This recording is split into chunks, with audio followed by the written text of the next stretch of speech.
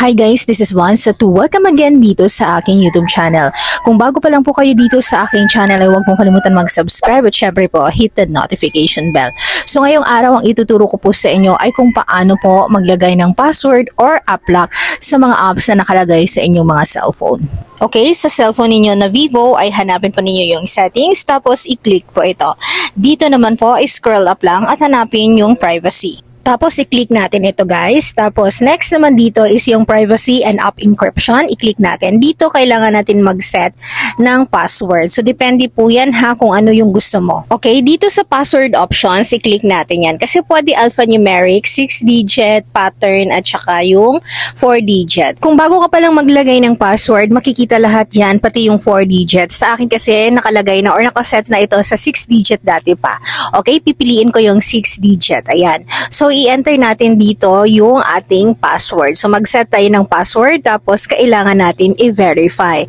Ang gagawin mo lang, ulitin mo lang yung password na in-enter mo kanina. Tapos, dito naman guys, kailangan mo mag-set ng security questions.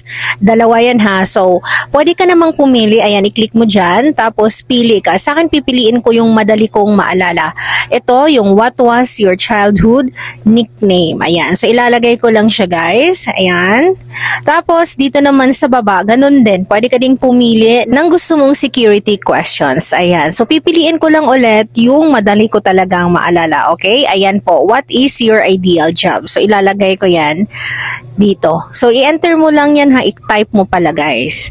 Tapos, i-click natin itong done. Tandaan mo nang mabuti yung mga sagot mo dyan or kung pwede, i-screenshot mo siya. Okay, i-click natin yung done, ito yung lalabas. I-click natin dito yung app encryption dahil ito na po yung time na enable natin yung mga password sa mga apps or yung app lock. Ang gagawin mo lang, i-click mo lang sa gilid. Halimbawa itong Facebook, ayan ha. So, i-click natin kapag naka-blue, ibig sabihin meron na yung app lock, yung app na yan. Okay?